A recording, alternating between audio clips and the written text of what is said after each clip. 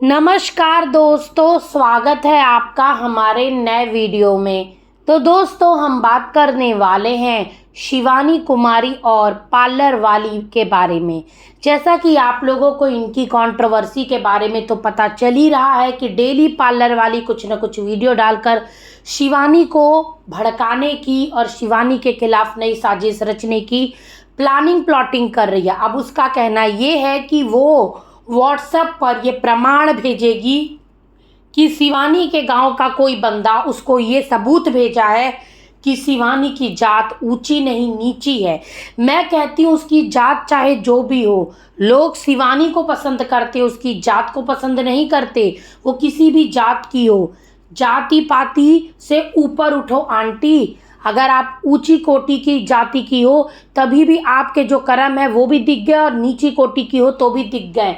जात पात देखकर न कोई किसी से दोस्ती, किसी से बात, किसी से व्यवहार नहीं करता।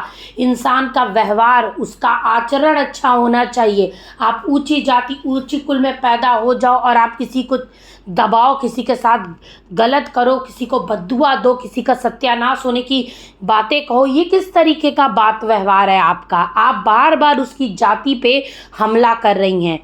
जो लोग शिवानी को देखते हैं वो शिवानी को शिवानी की वजह से पसंद करते हैं कि एक लड़की एक छोटे से गांव से उठकर कितना मेहनत करी, कितना अपने परिवार को आगे लाने के लिए वो जद्दोजहद करी, कैसे एक रियलिटी शो में पहुंची, कैसे वहां पर नाम बनाई, बड़े बड़े धुरंधर लोगों के बीच में भी वो घबराई नहीं, डट कर सामना करती रही। इस जालिम दुनिया ने उस पर कितने सारे आरोप लगाए, कितनी घटिया घटिया गंदी गंदी गलीच बातें उसके बारे में बोली गई, उसके पिता के बारे में बोली गई, माँ के बारे में बोली गई, बहनों के बारे में बोली गई।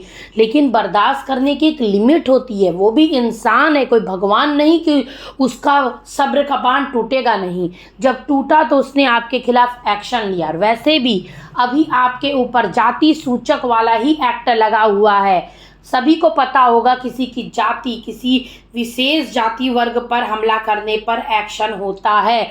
वही एक्शन वाला एक्ट आंटी जी पर लगा है, लेकिन फिर भी आंटी जी सुधर नहीं रही। आंटी जी के कानों में जू नहीं रेंग रहा। मैं इनको कितनी बार समझाई कि भाई साहब आप अपना काम करो, आप शिवानी से माफ़ी मांग लो, अच्छे से अपना पार्लर चलाओ, अच्छे से काम करो। लेकिन नहीं, बिना शिवानी के नाम से, बिना यूट्यूब पर वीडियो डाले, बिना गाली गलौज करे आपको शांति नहीं पड़ती। आप किस अधिकार से बोल रही थी कि शिवानी गोरेलाल भैया से बोले कि वो व्हाट्सएप पे जुड़ जाएं और व्हाट्सएप पे आप उनको आदान प्रदान करेंगी प्रूफ का? जिस गोरेलाल की आप मासूम नाबालिग बेटी को बदनाम कर रही हैं, जिस गोरेलाल की इज्जत उतारने की बात कर रही, जिस शिवानी के माँ बाप बहन पे हमला करी तो वो बर्दाश्त कर भी ली, लेकिन आपने उसके पिता पे, उसके माँ के चरित्र पर सवाल उठाया। आपने उसकी माँ के लिए वो शब्दों का इस्तेमाल करा जो कोई भी लड़की सुन ही नहीं सकती, बर्दाश्त ही नहीं कर सकती। अब तो आप मासूम बच्ची ईशा पर भी आरोप लगा रहे हैं कि वो आपके घर के सामने से गुजरती है। तो आपने कर्म कांड देखा है ईशा और गोरेलाल की बेटी का। इतना बुरा बुरा बोलने के बाद भी आप बोलती हैं कि आप एक बेटी की माँ है। चुल्लू भर पानी में डूब मरिए। कैसी औरत हैं आपकी? किसी की भी बेटी के बारे में, किसी की भी बच्ची के बारे में आप ऐसी बातें कर रही हैं। वो भी शिवानी को टारगेट करते करते आप गोरेलाल अभिषेक के बारे में भी बात करने लगी। गोरेलाल के साथ जो घटना घटित हुई, इसके घर में 2 मौतें हुई, फिर ये उसी गोरेलाल के घर की एक और बेटी जो अभी नाबालिग है उसके बारे में इतनी घटिया गलीच बातें कर रही। इन्होंने शिवानी से दुश्मनी निकालने के लिए शिवानी के पूरे खानदान को सान लिया, अभिषेक को सान लिया, अभिषेक के कैरेक्टर पर सवाल उठा दी, गोरेलाल के परिवार के कैरेक्टर पर सवाल उठा दी। लेकिन इस आंटी को कोई ना बोले। आंटी का कहना ये है कि शिवानी के गांव का हर एक सदस्य जो है वो इनसे कांटेक्ट में है, इनको सबूत भेजता है। तो अभी तक आपने अपने चैनल पर वो सबूत लगाया क्यों नहीं? अगर आपके पास इतने सारे सबूत पड़े हैं, शिवानी जिसको देखकर शॉक्ड हो जाएगी, शिवानी को सदमा लग जाएगा, तो आप काहे नहीं वो सारे सबूत लगाती हैं? लगाने का दम है तो लगा दीजिए कि बस शिवानी को ही बदनाम करती रहेंगी। आपने जिस लड़की का मेकअप करा था उस लड़की के चेहरे पर पूरी एलर्जी हो गई थी, चेहरा खराब हो गया था। नई नवेली दुल्हन का पूरा आपने श्रृंगार का सत्यानाश कर दिया था। उसके बाद आप बोलती कि आपके बारे में कोई बात ना करे, आपको कोई बदनाम ना करे। अब बात कर लेते हैं लिपस्टिक वाली का। लिपस्टिक वाली के घर में पार्टियों का दौर चालू हो चुका है। फिर से समोसा, कचौड़ी, कोल्ड ड्रिंक, गुटखा की पार्टी चालू हो चुकी है। माँ बेटी दोनों सारे बच्चों को घर पे छोड़कर कानपुर निकल जा रही हैं घूमने फिरने, पता नहीं किस किस के यहाँ बेहयाओं की तरह घूम रही हैं। और जो इनकी बेटी है, इनकी बेटी इंस्टा पर लाली लिपस्टिक लगाकर, साड़ी पहनकर और तो और छोटे छोटे कपड़े पहनकर रील बना रही है।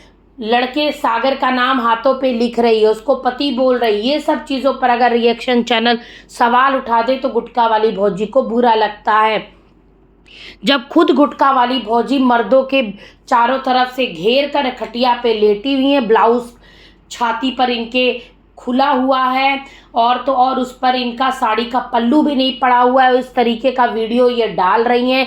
जो ब्लाउज पहन रही हैं वो स्लीवलेस से हाथ उठा रही हैं, पूरा दिख रहा है। इस तरीके का अंग प्रदर्शन वाले कपड़े ये खुद पहन रही। जब उस पर जनता सवाल उठा रही है तो इन लोगों को बुरा लग रहा है। आप वीडियो बनाती हैं गुटखा वाली भाभी, आपकी 2 बेटियां हैं, दोनों को भी लोग आपके वीडियो के आधार पर जज करेंगे। एक बेटी क्या कर्म कांड आपकी रचा रही, आप उस पर कोई गौर नहीं कर रही। आपकी जो हरकतें हैं, इतनी बड़ी तबीयत खराब हुई, इतना बड़ा इंसिडेंट हुआ, फिर भी आपका गुटखा नहीं छूट रहा, फिर भी आपकी ये फूहड़ता नहीं छूट रही। ये लोग मतलब इतने वल्गर वीडियो इंस्टाग्राम पर बना रहे हैं कि आप देख कर थक जाएंगी। पाकिस्तान से इनकी बेटी को मैसेज आ रहा है कि अपना व्हाट्सअप नंबर दो, मैसेज में व्हाट्सअप नंबर दो, हमको तुमसे बात करना। और इनकी बेटी बोल रही है हाँ हाँ मेरा ये नंबर है, ये है वो है। मतलब कि अनदर कंट्री के लोगों से इनको बात करनी है, मदद लेनी है। कोई अमेरिका वाली दीदी हैं जो इनके माध्यम से अपना चैनल प्रमोट करवा रही हैं।